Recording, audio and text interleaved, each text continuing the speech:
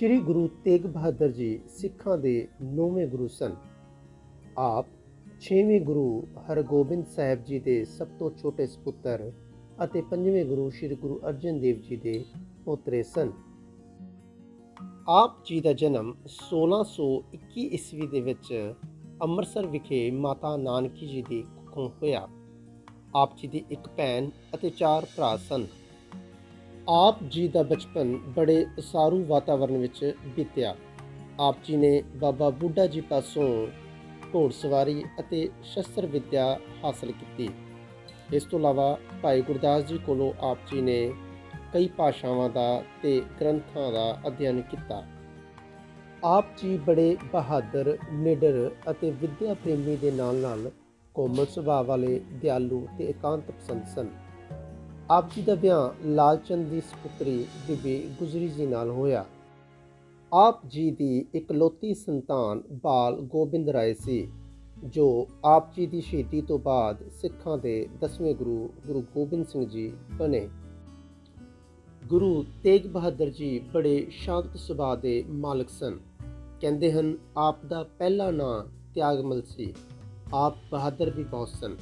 ਮੁਗਲ ਫੌਜਾਂ ਨਾਲ ਹੋਈ ਯੁੱਧਾਂ ਵਿੱਚ ਜਦੋਂ ਆਪ ਨੇ ਆਪਣੀ ਤੇਗ ਦੇ ਜੌਹਰ ਦਿਖਾਏ ਤਾਂ ਗੁਰੂ ਹਰਗੋਬਿੰਦ ਜੀ ਨੇ ਆਪ ਜੀ ਦਾ ਨਾਮ ਤੇਗ ਬਹਾਦਰ ਰੱਖ ਦਿੱਤਾ। ਆਪ ਦੇ ਪਿਤਾ ਜੀ ਨੇ 1635 ਈਸਵੀ ਤੋਂ ਪਿੱਛੋਂ ਕੀਰਤਪੁਰ ਸਾਹਿਬ ਆ ਕੇ ਰਹਿਣ ਦਾ ਫੈਸਲਾ ਕਰ ਲਿਆ।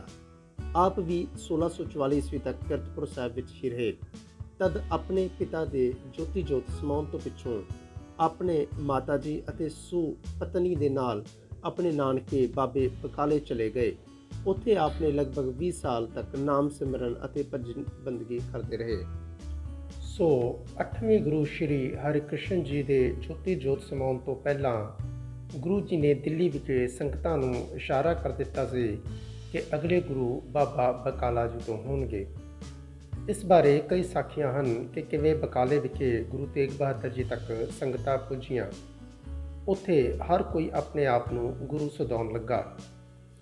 ਹੁਣ ਕਈ ਪਖੰਡੀ ਵੀ ਗੁਰੂ ਬਣ ਕੇ ਉੱਥੇ ਬੈਠ ਗਏ ਸਨ। ਹੁਣ ਸੱਚੇ ਗੁਰੂ ਦੀ ਪਛਾਣ ਕਿਵੇਂ ਹੋਵੇ? ਇੱਕ ਵਾਰ ਇੱਕ ਵਪਾਰੀ ਮੱਖਣ ਸ਼ਾਹ ਲੁਬਾਨਾ ਦਾ ਜਹਾਜ਼ ਡੁੱਬਣ ਲੱਗਾ ਸੀ ਤਾਂ ਉਸਨੇ ਅਰਦਾਸ ਕੀਤੀ ਕਿ ਅਗਰ ਮੇਰਾ ਜਹਾਜ਼ ਸਹੀ ਸਲਾਮਤ ਤੱਟ ਤੇ ਆ ਜਾਵੇ ਤਾਂ ਮੈਂ 500 ਮੋਹਰਾਂ ਗੁਰੂ ਦੇ ਚਰਨਾਂ ਤੇ ਭੇਟ ਕਰਾਂਗਾ। ਅਰਦਾਸ ਕਬੂਲ ਹੋਈ ਤੇ ਮੱਖਣ ਸ਼ਾਹ ਲੁਬਾਨਾ ਦਾ ਜਹਾਜ਼ ਸਹੀ ਸਲਾਮਤ ਤੱਟ ਤੇ ਆ ਗਿਆ। ਉਸਨੇ 500 ਮੋਹਰਾਂ ਚੜ੍ਹਾਉਣ ਲਈ ਜਦੋਂ ਬਾਬਾ ਬਕਾਲਾ ਪਹੁੰਚਿਆ ਤਾਂ ਉਸਨੇ ਕਈ ਗੁਰੂ ਦੇਖ ਕੇ ਉਹ ਹੈਰਾਨ ਹੋ ਗਿਆ। ਉਸਨੇ ਸੋਚਿਆ ਕਿ ਹੁਣ ਉਹ ਕੀ ਕਰੇ। ਉਸਨੇ 5-5 ਮੋਹਰਾਂ ਹਰ ਇੱਕ ਦੇ ਚਰਨਾਂ ਦੇ ਵਿੱਚ ਰੱਖਣੀਆਂ ਸ਼ੁਰੂ ਕਰ ਦਿੱਤੀਆਂ। ਜਦੋਂ ਗੁਰੂ ਤੇਗ ਬਹਾਦਰ ਜੀ ਦੇ ਚਰਨਾਂ ਵਿੱਚ ਉਸਨੇ 5 ਮੋਹਰਾਂ ਚੜ੍ਹਾਈਆਂ ਤਾਂ ਗੁਰੂ ਤੇਗ ਬਹਾਦਰ ਜੀ ਨੇ ਕਿਹਾ ਕਿ ਬਾਕੀ 495 ਮੋਹਰਾਂ ਕਿੱਥੇ ਹਨ। ਇਹ ਸੁਣ ਕੇ ਉਹ ਹੱਕਾ ਬੱਕਾ ਰਹਿ ਗਿਆ ਤੇ ਉਹ ਕੋਠੇ ਚੜ੍ਹ ਕੇ ਉੱਚੀ ਆਵਾਜ਼ ਦੇ ਵਿੱਚ ਹੋਕਾ ਦੇਣ ਲੱਗਾ ਕਿ ਗੁਰੂ ਲਾਧੋ ਰੇ ਲਾਧੋ, ਗੁਰੂ ਲਾਧੋ ਰੇ ਲਾਧੋ।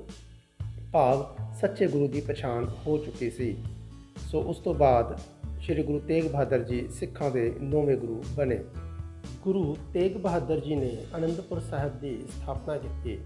ਗੁਰੂ ਨਾਨਕ ਦੇਵ ਜੀ ਤੋਂ ਪਿੱਛੋਂ ਆਪ ਜੀ ਨੇ ਹੀ ਦੂਰ ਦਰਾੜੇ ਤੱਕ ਲੰਬੀਆਂ ਯਾਤਰਾਵਾਂ ਕੀਤੀਆਂ। ਇਹਨਾਂ ਵਿੱਚੋਂ ਭਾਰਤ ਦੇ ਪੂਰਬੀ ਪ੍ਰਦੇਸ਼ਾਂ ਦੀਆਂ ਯਾਤਰਾਵਾਂ ਵਿਸ਼ੇਸ਼ ਤੌਰ 'ਤੇ ਜ਼ਿਕਰਯੋਗ ਹਨ। ਆਪ ਜੀ ਥਾਂ ਸਿੱਖ ਸੰਗਤਾਂ ਨੂੰ ਮਿਲੇ ਅਤੇ ਸਿੱਖੀ ਦਾ ਪ੍ਰਚਾਰ ਕੀਤਾ। ਅਸਾਮ ਦੀ ਯਾਤਰਾ ਨੂੰ ਜਾਣ ਵੇਲੇ ਆਪ ਦਾ ਪਰਿਵਾਰ ਆਪ ਦੇ ਨਾਲ ਸੀ। ਪਟਨੇ ਵਿਖੇ ਠਹਿਰਾ ਸਮੇਂ ਪਰਿਵਾਰ ਨੂੰ ਉੱਥੇ ਹੀ ਰੁਕਣ ਲਈ ਕਹਿ ਕੇ ਆਪ ਅੱਗੇ ਚਲੇ ਗਏ। ਪਟਨੇ ਵਿੱਚ ਹੀ ਆਪ ਦੇ ਸਾਹਿਬਜ਼ਾਦੇ ਬਾਲ ਗੋਬਿੰਦ ਰਾਏ ਦਾ ਜਨਮ ਹੋਇਆ। ਉਸ ਮੌਕੇ ਮੁਗਲ ਬਾਦਸ਼ਾਹ ਔਰੰਗਜ਼ੇਬ ਦਾ ਰਾਜ ਸੀ। ਸਿੱਖ ਸੰਗਤਾਂ ਦੇ ਵਿੱਚ ਆਪ ਜੀ ਦੇ ਵੱਧਦੇ ਪ੍ਰਭਾਵ ਤੋਂ ਉਸ ਸਮੇਂ ਮੁਗਲ ਬਾਦਸ਼ਾਹ ਔਰੰਗਜ਼ੇਬ ਬਹੁਤ ਜ਼ਿਆਦਾ ਫਿਕਰਮੰਦ ਹੋ ਗਿਆ। ਉਂਝ ਵੀ ਉਹ ਧਾਰਮਿਕ ਕੱਟੜਤਾ ਦਾ ਸ਼ਿਕਾਰ ਸੀ। ਔਰੰਗਜ਼ੇਬ ਤੋਂ ਉਲਟ ਆਪ ਧਾਰਮਿਕ ਸਹਿਣਸ਼ੀਲਤਾ ਦੇ ਹਾਮੀ ਭਰਦੇ ਸਨ। ਔਰੰਗਜ਼ੇਬ ਦੇ ਇਸ਼ਾਰੇ ਉੱਤੇ ਹੀ ਕਸ਼ਮੀਰ ਦੇ ਕੱਟੜ ਹਾਕਮਾਂ ਨੇ ਲੋਕਾਂ ਉੱਤੇ ਜ਼ੁਲਮ ਕਰਨੇ ਸ਼ੁਰੂ ਕਰ ਦਿੱਤੇ। ਹਾਕਮਾਂ ਦਾ ਇਹੋ ਕਹਿਣਾ ਸੀ ਕਿ ਜਾਂ ਤਾਂ ਸਾਡਾ ਧਰਮ ਕਬੂਲ ਕਰੋ ਜਾਂ ਮੌਤ ਲਈ ਤਿਆਰ ਹੋ ਜਾਓ। ਇਸ ਬਾਰੇ ਇੱਕ ਸਾਖੀ ਵੀ ਹੈ ਕਿ ਇੱਕ ਵਾਰ ਕੁਝ ਕਸ਼ਮੀਰੀ ਪੰਡਤ ਸਹਾਇਤਾ ਲਈ ਗੁਰੂ ਜੀ ਕੋਲ ਆਏ ਅੱਗੋਂ ਗੁਰੂ ਜੀ ਨੇ ਕਿਹਾ ਕਿ ਕਿਸੇ ਮਹਾਂਪੁਰਖ ਦੀ ਕੁਰਬਾਨੀ ਦੀ ਜ਼ਰੂਰਤ ਹੈ।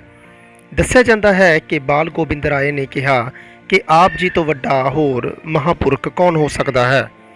ਤਦ ਗੁਰੂ ਜੀ ਧਰਮ ਦੀ ਰੱਖਿਆ ਲਈ ਕੁਰਬਾਨੀ ਕਰਨ ਲਈ ਤਿਆਰ ਹੋ ਗਏ।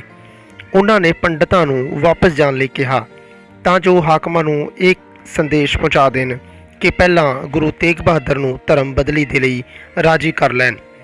ਛੇਤੀ ਹੀ ਇਹ ਗੱਲ ਦਿੱਲੀ ਬਾਦਸ਼ਾਹ ਕੋਲ ਪਹੁੰਚ ਗਈ।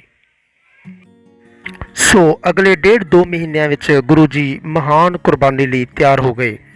ਆਪ ਜੀ ਨੇ ਆਪਣੇ ਸਪੁੱਤਰ ਬਾਲ ਗੋਬਿੰਦ ਰਾਏ ਨੂੰ ਉੱਤਰਾਧਿਕਾਰੀ ਥਾਪ ਦਿੱਤਾ। ਆਪ ਦਿੱਲੀ ਜਾਣ ਲਈ ਚੱਲ ਪਏ ਤਾਂ ਜੋ ਬਾਦਸ਼ਾਹ ਨੂੰ ਮਿਲ ਕੇ ਗੈਰ ਮੁਸਲਿਮ ਪ੍ਰਜਾ ਦੇ ਦੁੱਖ ਉਸ ਨੂੰ ਦੱਸ ਸਕਣ। ਰਸਤੇ ਵਿੱਚ ਹੀ ਆਪ ਜੀ ਨੂੰ ਗ੍ਰਿਫਤਾਰ ਕਰ ਲਿਆ ਗਿਆ। ਆਪ ਨੂੰ ਦਿੱਲੀ ਲਿਜਾ ਕੇ ਕਈ ਤਰ੍ਹਾਂ ਦੇ ਕਸ਼ਟ ਦਿੱਤੇ ਗਏ। ਇਸਲਾਮ ਕਬੂਲ ਕਰਨ ਲਈ ਜ਼ੋਰ ਪਾਇਆ ਗਿਆ। ਗੁਰੂ ਜੀ ਦੇ ਅਜਿਹਾ ਨਾ ਕਰਨ ਉੱਤੇ ਆਪ ਜੀ ਦੇ ਸਾਹਮਣੇ ਹੀ ਆਪ ਜੀ ਦੇ ਕਈ ਸਾਥੀਆਂ ਨੂੰ ਸ਼ਹੀਦ ਕਰ ਦਿੱਤਾ ਗਿਆ। ਉਸ ਪਿੱਛੋਂ ਆਪ ਜੀ ਨੂੰ ਵੀ ਕਈ ਤਰ੍ਹਾਂ ਦੇ ਤਸੀਹੇ ਦੇ ਕੇ ਚਾਂਦਨੀ ਚੌਕ ਵਿਖੇ ਆਪ ਜੀ ਨੂੰ ਸ਼ਹੀਦ ਕਰ ਦਿੱਤਾ ਗਿਆ। ਗੁਰੂ ਗੋਬਿੰਦ ਸਿੰਘ ਜੀ ਨੇ ਇਸ ਸਾਕੇ ਬਾਰੇ ਲਿਖਿਆ ਹੈ, ਧਰਮ ਹੇਤ ਸਾਕਾ ਜਿਨ ਕੀਆ, ਸੀਸ ਦਿਆ ਪਰ ਸਿਰ ਨ ਦਿਆ। ਸੋ ਗੁਰੂ ਜੀ ਦੀ ਸ਼ਹੀਦੀ 1675 ਈਸਵੀ ਦੇ ਵਿੱਚ ਹੋਈ। ਸ਼ਹੀਦੀ ਦੇਣ ਵਾਲੀ ਥਾਂ ਉੱਤੇ ਹੁਣ ਦਿੱਲੀ ਵਿੱਚ ਗੁਰਦੁਆਰਾ ਸ਼ੀਸ਼ਗੰਜ ਸਾਹਿਬ ਸਥਾਪਿਤ ਹੈ। ਆਪ ਨੇ ਬਾਣੀ ਵੀ ਰਚੀ ਜੋ ਸ਼੍ਰੀ ਗੁਰੂ ਗ੍ਰੰਥ ਸਾਹਿਬ ਜੀ ਦੇ ਵਿੱਚ ਦਰਜ ਹੈ। ਸਤਨਾਮ ਸ਼੍ਰੀ ਵਾਹਿਗੁਰੂ।